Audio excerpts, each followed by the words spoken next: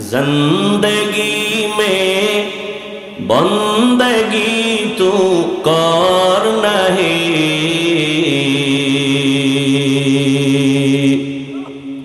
जिंदगी में बंदगी तू कर नहीं,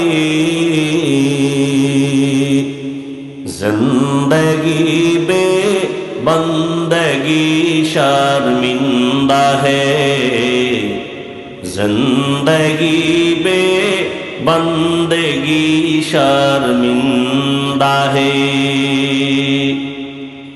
यहाँ हम सब मुसाफिर दिल ना लगा,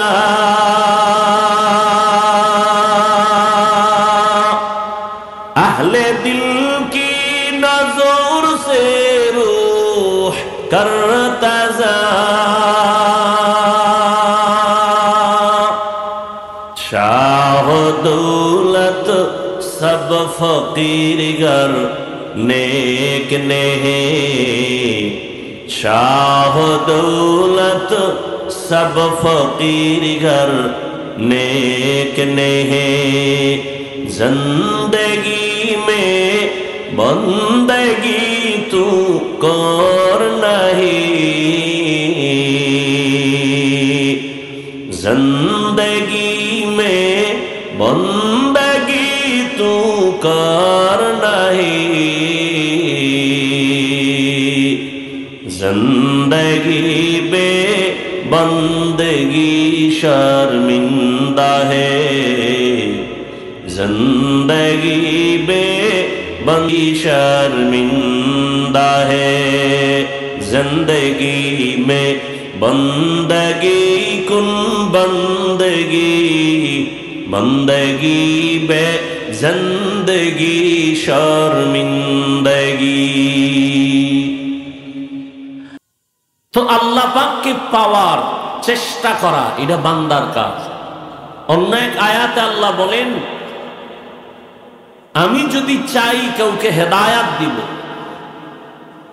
মান ইউরিদিল্লাহু আন ইয়াহদিয়াহু ইয়াশরাহ সাদরাহু লিল ইসলাম, আল্লাহ যদি ইচ্ছা করেন কাউকে হেদায়াত দিবেন, তার জন্য তার সিনাটা ইসলামের জন্য খুলে দিবেন।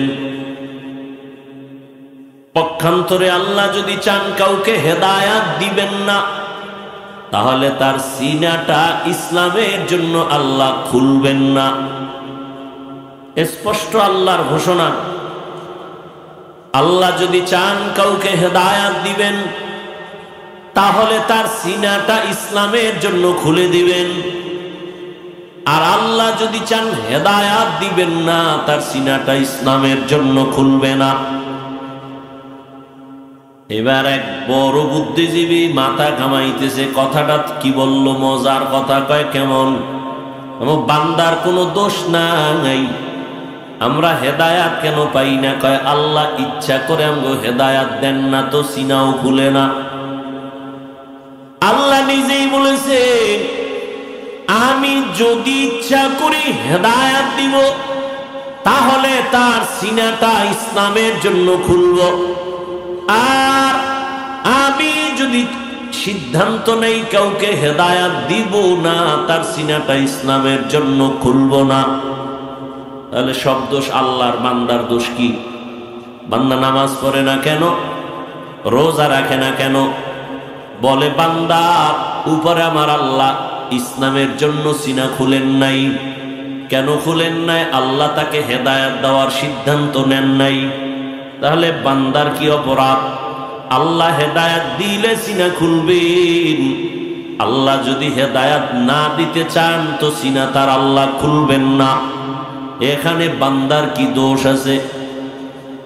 বাতিলেরা এই জন্যই বলে পুতুল যেমনি নাচে তেমনি নাচায়, তেমনি নাচে, পুতুলের কি দোষ? পুতুলের যেমনি নাচায় তেমনি নাচে, পুতুলের দোষটা কি? মানুষের আল্লাহ যেমনে চালায় তেমনি চলে, এখানে বান্দার দোষ কি? প্রশ্ন বড় জটিল। আল্লাহ যদি ইচ্ছা করেন হেদায়াতের, তো তার সিনাটা ইসলামের জন্য খুলবেন। আল্লাহ যদি ইচ্ছা করেন কাউকে হেদায়াত দিবেন না, তার সিনা ইসলামের জন্য খুলবেন না। কিন্তু এর মধ্যেও প্রশ্ন ঢুকে আছে, আল্লাহ যে হেদায়েতের ইচ্ছা করবেন, কার বেলায় করবেন আর কার বেলায় করবেন না।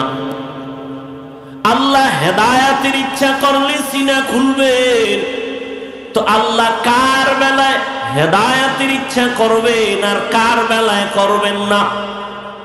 এই জবাব হলো আমার তেলাওয়াতকৃত আয়াত। আল্লাহ বলেন, আমি কার বেলায় ইচ্ছা করব হেদায়েতের, ওয়াল্লাযীনা জাহাদু ফীনা লানাহদিয়ান্নাহুম সুবুলানা। যারা আমার কাছে হেদায়েত চাইবে, আমি তাদের হেদায়েতের সিদ্ধান্ত নিয়ে সিনাটা খুলে দিব। আর যারা আমার কাছে হেদায়েত চাইবে না, আমি আল্লাহ তাদের হেদায়েতের সিদ্ধান্ত নিব না, সিনাও ইসলামের জন্য খুলব না। তাহলে দোষ কি আল্লাহর না বান্দা? তুমি নামাজ পড়ো না কেন? তোমার নামাজ পড়তে চায় না। এখানে আজান হলো, জামাত চললো, আর এই কপাল পরা বাইরে বয়ে বিড়ি ঢাললো, নামাজ পড়লো না। দোষ আল্লাহর? হ্যাঁ, নামাজের জন্য টাইম দেওয়া হলো, আসো। আজান হলো, নামাজের প্রস্তুতি নাও। এরপরও তুমি সময় বয়ে বয়ে কাটাইলা, নামাজে আসলা না। তাহলে তুমি যেহেতু নামাজ পড়তে চাও না, আল্লাহ তোমাকে কানে ধরে নামাজের মুসাল্লায় নিবেন না। আর দুনিয়ার কেউ যদি কানে ধরে নিয়ে যায়, কোনো সওয়াবও হবে না। লা ইকরাহা ফিদ্দীন, ধর্মের বেলায় কোনো জোর জবরদস্তি চলবে না। কারণ দুনিয়াটা পরীক্ষার হল, এখানে কোনো জোর করা যাবে না। প্রশ্ন সবার জন্য সমান। বান্দা, তোমরা দুনিয়াতে আমলের পরীক্ষা দিয়া তাড়াতাড়ি চলো, সময় সবার জন্য সমান। যদি প্রশ্নের উত্তর সঠিক লেখো, তোমার সময় যেমন, যারা উত্তর বেঠিক লেখবা, তোমাদের সময়ও তেমন। এ কারণে দুনিয়াতে মুমিনরা যেই গাছের ফল খায়, বেঈমানেরাও সেই গাছেরই ফল খাওয়ার স্বাধীনতা পায়। মুমিন যেই নদীর মাছ খাওয়ার স্বাধীনতা আছে, বেঈমানেরাও সেই মাছ খাওয়ার স্বাধীনতা আছে। বাধা আছে কারো জন্য? কোনো বাধা নাই। মুমিন যেই জমিনের ফসল খাওয়ার স্বাধীনতা আছে, বেঈমানও সেই জমিনের ফসল খাওয়ার স্বাধীনতা আছে। কেন? এটা পরীক্ষার হল, কাউকে বাধা দেওয়া যাবে না। ফলাফলের বেলায় দেখা যাবে কারা পুরস্কার পাবে, কারা তিরস্কৃত হবে। দুনিয়াটা পরীক্ষার হল। সবাইকে আল্লাহ স্বাধীন সময় দিয়েছেন, তবে স্বাধীন সময় নিয়ে তুমি স্বাধীনভাবে চলিও না।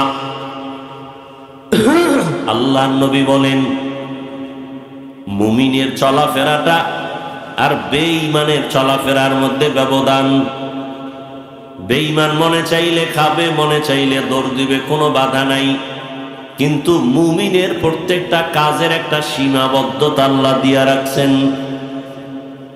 কারণ আল্লাহ তোমার গলায় কালেমার রশি লাগাইছেন। এই কারণে দুনিয়ার সব মানুষ আল্লাহর বান্দা, তবে সব আল্লাহর গোলাম না। আল্লাহর কাছে ওই বান্দাটার দাম, যেই বান্দা কালেমার রশি লাগায় তারপরে আল্লাহর মহব্বতের বন্ধনে চলে। এলাকায় কুকুর আছে অনেকগুলো, সবই আল্লাহর বানানো মখলুক, তবে সব কুকুর দামি না। ওই কুকুর বড় দামি, যেই কুকুরের গলায় মালিকের শিকল লাগানো। আকাশে শত হাজার পাখি উড়ে, কোনো পাখির দাম নাই। তবে মালিকের খাঁচায় যেই পাখি আটকানো, ওই পাখির অনেক দাম। জঙ্গলে হাজারো প্রাণী আছে, কোনো মূল্য নাই। চিড়িয়াখানায় যেই প্রাণীটা মালিক বেঁধে রাখছে, ওটার দাম বেড়ে গেছে, দেখতে গেলে টিকিট লাগে, টাকা লাগে। জমিনে মানুষগুলো ঘুরতেছে, কোনো দাম নাই। তবে এই প্যান্ডেলের মধ্যে যেই মানুষগুলো ঢুকছে, এই মানুষের দাম বেড়ে গেছে। আল্লাহ বলেন, রহমতের নবী জানায় দেন, এই প্যান্ডেলের সীমানার মানুষগুলোর জীবনের সব গুনাহ মাফ করে দিলাম। আতিনা ফি দারে দুনিয়া না হাসান, আতিনা ফি দারে উকবা না হাসান, ইয়া গিয়াসাল মুস্তাগীসিন ইহদিনা লাফতিখারা বিল উলুমে ওয়াল গিনা। হর গরি দেনে কো তু তৈয়ার হে, जो न मांगे उससे तू बेजार है। এই প্যান্ডেলের সীমানায় ঢোকা মাত্রই দাম বেড়ে গেছে। যতক্ষণ বসে থাকবেন ততক্ষণ শুধু আমল নামায় সওয়াব আর সওয়াব। রহমতের নবী বলেন, ঘর থেকে কোনো গোলাম যদি বের হয়, আলেমদের মজলিসে যায় মোলাকাতের জন্য, প্রত্যেকের সাথে আল্লাহ পাক 70,000 রহমতের ফেরেশতা দিয়া কাফেলা বানায় দেন। মজলিসটা বড় দামি, কারণ এই মজলিসটা আমার আল্লাহর মোহাব্বতের বন্ধনে আবদ্ধ হয়ে গেছে। বিড়ি টাননেওয়ালা যতই বিড়ি টানুক, প্যান্ডেলের সীমানায় এসে বিড়িটা ফালায় দিছে। কথা ঠিক নেই? যার বান্দা যত উল্টা পাল্টা করুক না কেন, গল্প করতে করতে এসে প্যান্ডেলের সীমানায় গল্প বন্ধ করে চুপ হয়ে যাও, বয়ান চলে। আপনাদের রোডের ভিতরে বাস গাড়ি চলে, এখন আছে কিনা জানি না, অনেক গাড়িতে লেখা দেখতাম ধূমপান নিষেধ, বড় অক্ষরে লেখা ধূমপান নিষেধ, আছে না নেই? কিন্তু আশ্চর্য বিষয় হলো, লেখার পরও ড্রাইভারও বিড়ি টানে, হেল্পারও টানে, কন্ট্রাক্টরও টানে, বাধা দিলে ধোঁয়াটা আমার দিকে মারে। আবার চাপাবাজি করে বলে, আমার টাকা দিয়ে বিড়ি টানি, তোমার বাবার কি? দুনিয়ার কোনো মসজিদে লেখা নাই ধূমপান নিষেধ, আছে নাকি? মসজিদে কেউ ধূমপান করেনি। গাড়ির মধ্যে লেখা ধূমপান নিষেধ, এরপরও করে, বাধা দিলে রাগ করে। আর জমিনের আল্লাহর কোন ঘর, কোথাও লেখা নাই ধূমপান নিষেধ, কিন্তু সেখানে গেলে কেউ ধূমপান করবে দূরের কথা, বরং পকেটে হাত দেয়, টুপি তালাশ করে। বাসে লেখা নিষেধ, এরপরও করে, বাধা দিলেও গালি দেয়। মসজিদে লেখা নাই, এরপরও করে না, বিষয় কি? ওখানে বেত লয়ে কেউ দাঁড়ানো আছে, তাহলে ওখানে গেলেই বিড়ি টানে না, বিষয় কি? এখানে লেখা আছে এরপরও টানে, ওখানে লেখা নাই এরপরও টানে না, কেন? বলে পরিবেশ তাকে বাধ্য করেছে। সৎসঙ্গে স্বর্গবাস, অসৎসঙ্গে সর্বনাশ। বাসের পরিবেশ আর ওখানের পরিবেশ এক না।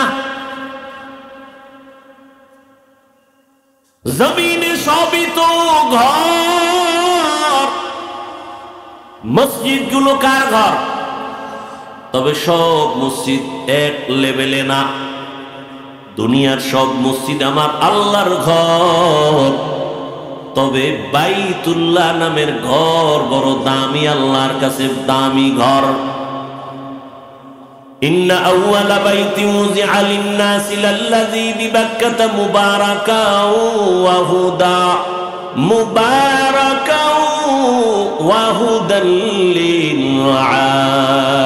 আলামিন। মসজিদ সব আল্লাহর ঘর, বাইতুল্লাহর সমান।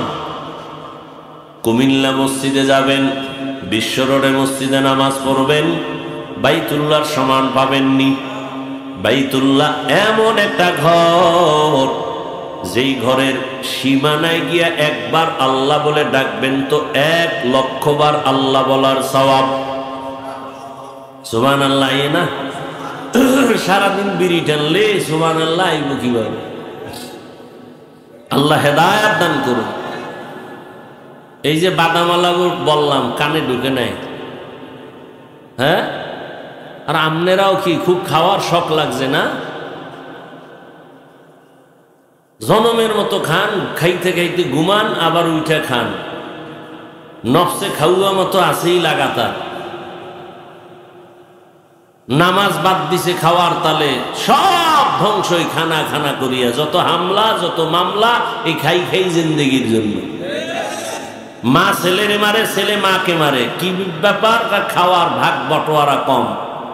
নেতা প্রজারে মারে, মালিক তার কর্মচারীরে মারে, সমস্যা কি? এই সব খাওন খাইতে পারবে 10 টাকা, কিন্তু চাহিদা হলো 10 কেজি খাবে। মানে কুত্তাও এরকম করে না, মানুষ যেইভাবে খানার জন্য করে। ডাক্তার বলে মিষ্টি খাবা না, হারাম। আরে সবে বরাতে গেছে হালুয়া খাইতে মসজিদে, খাইতেই হইব, তাবারক খাইলেই মোবারক হয়ে যাবে। আর এই খাইতে যায় লাগাইছে কিলাকিলি, ভাগে কম হয়েছে এই জন্য। এরকম আছে না? অজমা ফিলো খাওন, মোনাজাতের ভিতরে অনেক জায়গায় কমতেছে আলহামদুলিল্লাহ। মানে প্যাকেট করে রাখছে, হুজুর আপনি বড় মোনাজাত দিবেন, আর ভিতরে মানুষ যখন হাত উঠাইছে কিছু দেওয়া লাগবে তো, তা আল্লাহ তো দিবে কিনা পাও সন্দেহ, আমরাই দিয়ে দিই। মোনাজাতের ভিতরে প্যাকেট, ভাই যে মোনাজাত কবুল হয়ে গেছে, প্যাকেট পাইয়া লাইছি তেহারি। আর এই তেহারি লয়ে কিলাকিলি করে বহু মাহফিল বাদ হয়ে গেছে। আর এখন শুরুতে খানা শুরু প্যান্ডেলের ভিতরে। কি হবে এই ওয়াজ? দিলের মধ্যে ঢুকবে কি করে? অন্য ধান্দায় থাকলে তো বয়ানের রূহ অন্তরে আসবে না। আল্লাহ হেদায়েত দান করুন। জিন্দেগি মে বন্দগি তু কর নাহি,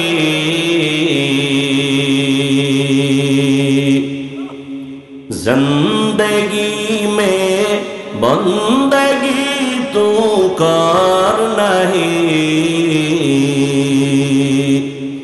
जिंदगी बे बंदगी शर्मिंदा है, जिंदगी बे बंदगी शर्मिंदा है।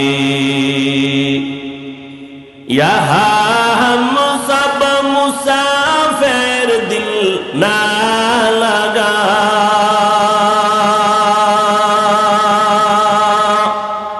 अहले दिल की नजर से रूह करता जा,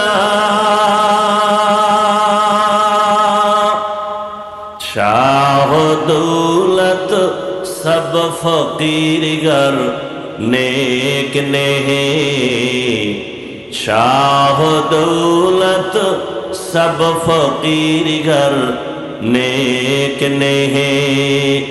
जिंदगी में बंदगी तू कर नहीं, जिंदगी में बंदगी तू कर नहीं, जिंदगी बे बंदगी शर्मिंदा है, जिंदगी बे बंदगी शर्मिंदा है। जिंदगी में बंदगी कुन बंदगी, बंदगी बे जिंदगी शर्मिंदगी। আল্লাহ তাআলা বলেন, যারা চেষ্টা করবে আমাকে পাওয়ার জন্য, আমি তাদের সামনে অনেকগুলো রাস্তা খুলে দিব, একটা না অনেকগুলো পথ। যেই পথ দিয়ে বান্দা ঢুকবে, ওই পথ দিয়েই মালিকের সাথে মোলাকাত হয়ে যাবে। রহমতের নবী একদিন সাহাবায়ে কেরামদেরকে এক জায়গায় জমা করে মাটির মধ্যে একটা সোজা রেখা টানলেন, দাগ টানলেন। আর ওই সোজা দাগ আর রেখার ডানে বামে আঁকা বাঁকা অনেকগুলো দাগ টানলেন। আর নবী বললেন, সাহাবারা, এই যে সোজা একটা দাগ আমি মাটির মধ্যে টানলাম, এটাই হলো সিরাতাল মুস্তাকিম, জান্নাতে যাওয়ার সঠিক সরল সহজ এই পথ হলো, সোজা পথ হলো, দ্রুত এই পথ দিয়া জান্নাতে চলে যাইবা। ডানে বামে আঁকা বাঁকা যত পথ দেখো এগুলো সিরাতাল মুস্তাকিমের পথ না।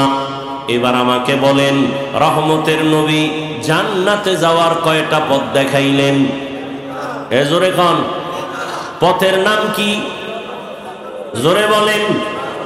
সিরাতাল মুস্তাকিম, সোজা না বাঁকা? রহমতের নবী বলেন জান্নাতে পৌঁছার একটাই সোজা পথ, সিরাতাল মুস্তাকিম। আর আল্লাহ তাআলা এই আয়াতে বলেন আমাকে যদি পেতে চাও একটা রাস্তা দিব না, অনেকগুলো রাস্তা খুলে দিব। নবী কয় ওরে জান্নাতে ঢুকার রাস্তা একটা মাওলার মোলাকাতের জন্য, আর আল্লাহ নিজে বলেন আমি অনেক রাস্তা খুলে দিব। তাহলে এখানে তো সংঘর্ষ লেগে গেল। এই সমাধানটা দিবে ডাক্তার, প্রফেসর, ইঞ্জিনিয়ার? কে দিবে? সমাধানটা ইন্টারনেট থেকে নিবেন না। সমাধান নিতে হলে কোরআন হাদিস পড়নেওয়ালা, বুঝনেওয়ালা, জাননেওয়ালা, তাফাক্কুহ ফিদ্দীনের মাকাম যাদের আছে এদের থেকে সমাধান নাও। তাআল্লুম ফিদ্দীনের মাকামওয়ালাদের থেকে নিও না ঝামেলা। তাআল্লুম ফিদ্দীন সবাই হতে পারে, তাফাক্কুহ ফিদ্দীন সবাই হতে পারে না।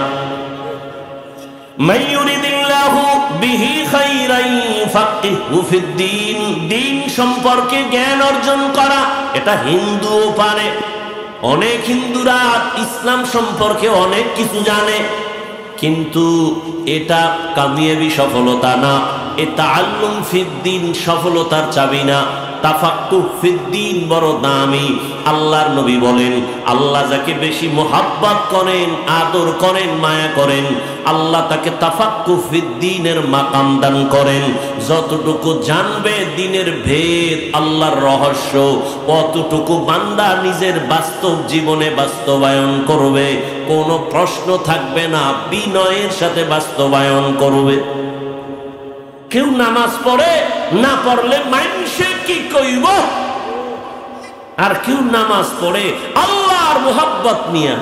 এজন্য ইবাদত কাকে বলে, ইসলাম কাকে বলে? আল ইসলাম গরদান নেহাদান বতাআত, বিনয়ের সাথে আল্লাহর কাছে আত্মসমর্পণ করা। আত্মসমর্পণ করা এক জিনিস, বিনয়ের সাথে করা ভিন্ন জিনিস। লিকুল্লি শাইইন যিনাতুন ফিল ওয়ারা ওয়া যিনাতুল মারই তামামুল আদাবি। বিনয়ের সাথে আত্মসমর্পণ করো। নবীজি বলেন জান্নাতে যাওয়ার একটাই পথ, সোজা সিরাতাল মুস্তাকিম। আল্লাহ বলেন অনেকগুলো পথ। এর সমাধান কি? উলামায়ে কেরাম সমাধান দিয়ে বলেন জান্নাতে যাওয়ার পথ সোজা, এটা একটাই, ঠিক আছে। তবে ওই পথে ঢোকার জন্য ডানে বামে আরো শাখা রোড থাকে। যেমন কুমিল্লা থেকে ঢাকা যাবেন বিশ্ব রোড কয়টা? কথা কন না কেন? কিন্তু ওই বিশ্ব রোডে ঢোকার জন্য ডানে বামে শাখা রোড আসেনি। শাখা রোড থাকা বিশ্ব রোডের জন্য ভালো না খারাপ? ভালো। ঠিক সিরাতাল মুস্তাকিম এটা বিশ্ব রোড জান্নাতে যাওয়ার। আর ডানে বামে বহু রোড আছে, ওই রোড দিয়েও তুমি বিশ্ব রোডে ঢুকবা।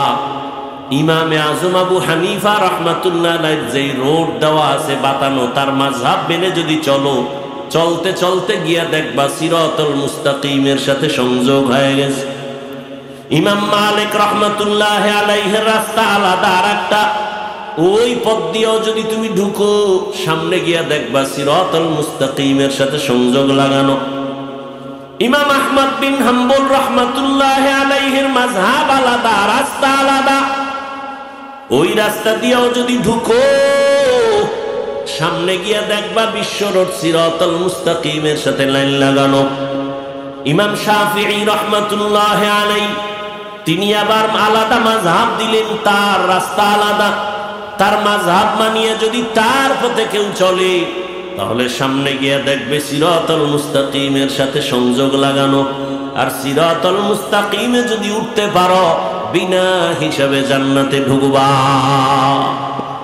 বর্তমানে সহজ উদাহরণ হলো তাবলীগওয়ালাদের একটা পথ, পীর মাশায়েখরা জান্নাতের পথ আর একটা দেখায়, সিস্টেম আলাদা। আবার বক্তারা আলেম মাদ্রাসাওয়ালারা আর একটা পথ দেখায়। কথা ঠিক নেই? তাবলীগওয়ালারা বলে ছয় উসুলের মেহনত করো, পীর সাহেবরা বলে সকাল সন্ধ্যা কষাইয়া জিকির লাগাও। সবাই এক একভাবে ঔষধ দেয়, এক এক রকমের রাস্তা, ফর্মুলা, প্রেসক্রিপশন আলাদা, তবে মাকসাদ কারো ভিন্ন না। সবার মাকসাদ একটা, বান্দা যেন আল্লাহ ওয়ালা হয়ে যায়। রাস্তা কারো আলাদা নাই, উদ্দেশ্য কারো আলাদা নাই। যেমন আমার পেট ব্যথার জন্য আমি এলোপ্যাথিক ডাক্তারের কাছে গেলে ওই ডাক্তার আমাকে দিবে সিরাপ, প্রয়োজনে ইনজেকশন। আমি এই ব্যথা নিয়ে যদি আবার হোমিওপ্যাথিক ডাক্তারের কাছে যাই, সে আমাকে সিরাপ দিবে না, ইনজেকশন দিবে না, সে দিবে আমাকে লিকুইড কিছু পানি, ঝাঁকি দিয়া 10 বার এরপরে পানি পান করো ফোটা ফোটা। আবার এই রোগী যদি কবিরাজের কাছে যায়, বলে ইনজেকশন ফালায় দে, তেল ভরা পানি ভরা লাগা, পেট ব্যথা ঠিক হয়ে যাবে। আয়ুর্বেদিকের কাছে যাও, সেখানে আবার বলবে সালসা নাও। এক এক ডাক্তার এক এক ধরনের ঔষধ দেয়, কাউকে খারাপ বলা যাবে নি। কেন? বলে উদ্দেশ্যের মধ্যে ভেজাল নাই। খারাপ কেন বলবে? এলোপ্যাথিক ডাক্তারের ঔষধ একরকম, উদ্দেশ্য পেট ব্যথা ভালো হয়ে যাক। হোমিওপ্যাথিক ডাক্তার ঔষধ একরকম, ভিন্ন রকম, উদ্দেশ্য পেট ব্যথা ভালো হয়ে যাক, সুস্থ হয়ে যাক। কবিরাজের ঔষধের ফর্মুলা আলাদা, উদ্দেশ্য আলাদা না, উদ্দেশ্য সব এক, সুস্থ মানুষ অসুস্থ যেন সুস্থ হয়ে যায়। তাবলীগওয়ালারা দিন নাই রাত নাই খেদমত করে, পথ তাদের এক, যদিও ভিন্ন ফর্মুলা ঔষধ দেয়, পীর সাহেবরা ভিন্ন দেয়, উদ্দেশ্য সবার এক। আল্লাহ ভোলা মানুষগুলো যেন আল্লাহ ওয়ালা হয়ে যায়। যাদের টুপি নেই, যারা টুপি উঠায়, সবাই বেনামাজির থেকে নামাজি হয়ে যাবে। এই কারণেই দেখা যায় তুমি বয়া বয়া গবেষণা কইরা কইরা কম্পিউটারে হিসাব মেলাও, তাবলীগের এই দোষ, পীর মুরিদের এই দোষ, চরমনের এই অপরাধ, উজানির এই অপরাধ। তোমার এই হিসাব মিলাইতে মিলাইতে 40 বছর শেষ। আর তাবলীগের মেহনতে, পীরের মেহনতে, চরমনাই উজানির মেহনতে, নানুপুর বাহাদুরপুরদের মেহনতে, আহলে হকদের মেহনতে লক্ষ লক্ষ লক্ষ লক্ষ হুজুর না, আলিফ বাতা পড়ুয়া না, জেনারেল লাইনের পড়ুয়া বহু মুসলমান বেনামাজির থেকে নামাজি হয়েছে, দাড়িবিহীন থেকে দাড়িওয়ালা হয়েছে। তুমি হিসাব মিলাইতে মিলাইতে তোমার নামাজের চিন্তা নাই, দাড়ির খবর নাই, পর্দার খবর নাই, হালালের খবর নাই, চরমনের বিরোধিতা, উজানির বিরোধিতা, অমুক পীরের বিরোধিতা, অমুক দলের বিরোধিতা, কওমি মাদ্রাসার বিরোধিতা, দেওবন্দীদের বিরোধিতা, তাবলীগের বিরোধিতা করতে করতে করতে করতে না তোমার ফরজ ইবাদত ঠিক আছে, না তোমার নফল ঠিক আছে, এর মধ্যে আজরাইলের সাথে মোলাকাত। কি হইল? অথচ তাবলীগওয়ালাদের মেহনতে লক্ষ লক্ষ মানুষ দিনের পথে আসে নাই। বলো, চরমনাই, উজানি, বাহাদুরপুর, নানুপুর সহ আহলে হক পীর, বাতিল না, আহলে হক পীর মাশায়েখের দ্বারা এ দেশে ইসলামের উপকার হয় নাই। দেওবন্দি কওমির দ্বারা বলো আমার দেশে দ্বীনের উপকার হয় নাই। কিন্তু যারা বিরোধিতা করো, তোমার কাছে আগে প্রশ্ন করি, তোমার দাড়ি নাই কেন, টুপি নাই কেন, পর্দা নাই কেন, হালাল নাই কেন? বিরোধিতা করতে করতে আমার মাওলার লানত তোর কপালে লেগে গেছে। আর বিরোধিতার মধ্যে করতে করতে যদি একটা সন্দেহ করছো, অথচ লোকটা কোনো অপরাধ করে নাই, বিনা দোষে যদি তার ইজ্জত নষ্ট করো, আসমান থেকে ফয়সালা হবে, তোর কপালে আর কালেমা নসিব হবে না। আল্লাহ হেদায়েত দান করুন। নবীরে গালি দেয়, নবী গালির জবাব দেন না। নবীকে কত বাজে কথা বলে নবী চিন্তাও করেন না।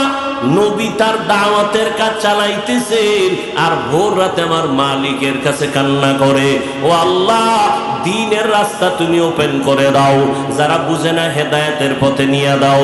তুমি বলো কওমি মাদ্রাসা বন্ধ করো, আর তোমার পাশে আমার মাওলা আরেকজনের দাঁড় করায় কয় মাদ্রাসা কর, টাকা যা লাগে আমি দিব। ঠিক নেই? অতএব বাবা তর্ক ছেড়ে দাও, সামনের পথে আগাও। ওই দ্বন্দ্ব বাদ দিয়া নবীজির আদর্শের মালা গলায় লাগাইয়া চলো। আল্লাহর মোহাব্বত নিয়ে সামনে আগাও, আল্লাহ ওয়ালাদের নেক নজর লাগাও। আল্লাহ তাআলা বলেন বান্দা তোর কাজ হলো চেষ্টা করা, ফলাফল দিব আমি আল্লাহ। আস-সা'য়ু মিন্নি ওয়াল ইতমামু মিনাল্লাহ। বান্দা তুই চেষ্টা কর, পারবি না চেষ্টা কর, সফলতা দিবেন কে? বাচ্চা হাঁটতে পারে না, চেষ্টা করে চেষ্টা করে চেষ্টা করে, পইরা গেলে মা ধইরা উঠায়, বাবা ধইরা উঠায়। বাচ্চা যদি চেষ্টাই না করে তো আর হয় না। বাচ্চা কান্না করে, প্রথমে আম্মু বলে ডাকে, আম্মু আম্মু কায় ডাকে, মা জবাব দেয় না কেন? মা শুনছে জবাব দেয় না কেন? মায়ের মন চায়ও আরো ডাকবে, আমার মায়াও বাড়বে। বাচ্চা ডাকে আম্মু, মা জবাব দেয় না। কিছুক্ষণ পর বাচ্চা আওয়াজ বাড়ায় দিছে আম্মু, আব্বু বলে ডাকে, মা জবাবও দেয় না। এক পর্যায়ে যখন কান্না শুরু হইয়া যায়, মায়ের কলিজায় মায়ার জোয়ার এসে যায়। মা কাজ বন্ধ কইরা দৌড়াইয়া বাচ্চাটারে তখন কোলের মধ্যে নেয়, কাদা মাটির দিকে তাকায় না। বান্দা তোমার কাজ হলো চেষ্টা করো, চেষ্টা করতে থাকো। জবানে তুমি অন্তরে আমার মাওলাকে ডাকো, আজকে ডাকতে থাকো, বন্ধ করিও না। আমার মাওলা চায় তোর ডাক বারবার শুনবে, কারণ আমার আল্লাহর কোনো ছেলে নাই, কোনো মেয়ে নাই। লাম ইয়ালিদ ওয়া লাম ইউলাদ। আল্লাহ আদর করে বানাইছেন আমাদের মানুষ। আল্লাহ চায় বান্দা তুই বারবার আমার মালিকের ডাকবি, আর আমার মালিকের কুদরতি অন্তরে মায়া জন্ম হবে। বান্দা তুই ডাকতে থাক, বন্ধ করিস না।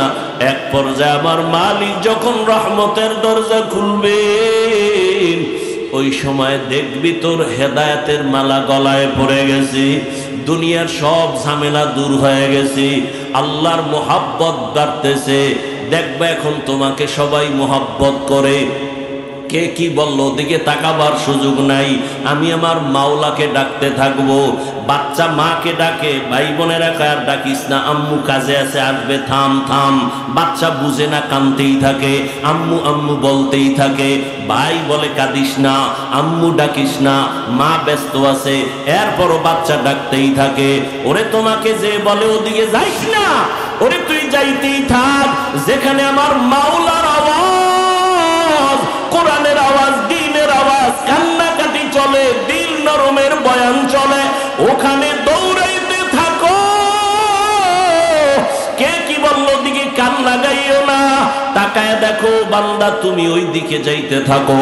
দেখুনি চোখে পানি আসে, দেখুনি নামাজের জন্য দিল তৈরি হয়, দেখুনি বান্দা পর্দার জন্য দিল তৈরি হয়। ওরে তুমি পিছনে থাইকা কি হবে? তুমি যে পিছনে থাইকা দাঁড়িয়েও রাখতে পারো নাই, অন্তরে কোনো দুঃখ নাই, অথচ যেদিকে যাইতে তুমি নিষেধ করো ওখানে যায় বহু আল্লাহর বান্দা নামাজি হইতেছে, বহু আল্লাহর বান্দা পর্দা করে, বহু আল্লাহর বান্দা হালাল ভাবে চলে। মনে হয় যেন এখন তারা আল্লাহর প্রিয় ওলি হয়ে গেছে। দুনিয়ার লাইনও এখন তারা কাজ করে, আল্লাহর রাজির বাইরে না। এরে আল্লাহর বান্দা, অতএব ডানে বামের সমালোচনা বাদ দিয়া আল্লাহর মোহাব্বতে আগায় যাও, আল্লাহর ওলিদের নেক নজর লাগাও, না হয় এই রাস্তা কোনোদিন খুলবে না। বান্দার কাজ চেষ্টা করা, চেষ্টা চালায় যাও, চালায় যাও। তবে উলামায়ে কেরাম বলেন চেষ্টাটা তিনটা গুণ নিয়ে করা লাগবে। তিনটা গুণ যার মধ্যে থাকবে না, সে আজীবন চেষ্টা করলেও সমাজ সফলতায় পৌঁছতে পারবে না।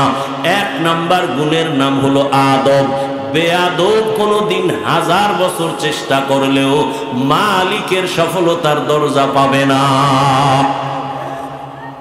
বেয়াদব কোনোদিন সফলতার দরজা পাবে না। আদব কি? বড় হুজুরের সামনে নামাজের সুরতে বসা আদব বলে না, না, আদবের আর এক নাম সুন্নত। পানি পান করো, আদব আছে, ওই আদবের নাম সুন্নত। জুতা পরবা, সেখানে আদব আছে, আদব মানি সুন্নত। তুমি রাস্তায় হাঁটো, আদব আছে, ওই আদব হলো সুন্নত। সুন্নত অনুযায়ী চলো। বাবার সাথে কেমনে কথা বলবা, ওখানে আদব আছে, আদব মানি রসুলের সুন্নত। রসুলের আদর্শ ছাড়া জমিনের কোনো আদবের কোনো আদর্শ নাই। রহমতের নবীর জন্য নিজেই বলেন, আদাবানি রব্বি ফা আহসানা তাদিবি, রব আমাকে আদব শিক্ষা দিয়েছেন। কত সুন্দর আমার রবের আদব! রবের আদব কত সুন্দর! যে বান্দা রাস্তা দিয়ে হাঁটবে, নজর নিচে রাখো, ডান দিক দিয়ে হাঁটো। বান্দা তুমি পানি পান করবা, এক টানে পানি পান করবা না। বান্দা তুমি 3 শ্বাসে পানি পান করো। বাথরুমে ঢুকবা আদবের সাথে, বাম পা দিয়ে ঢুকো, খালি মাথায় খালি পায়ে ঢুকবা না, বাম পায়ের উপরে ভর করে বসবা। এভাবে আদব রক্ষা করিয়া যদি চলো, বাবার সাথে মায়ের সাথে সর্বক্ষেত্রে আদব।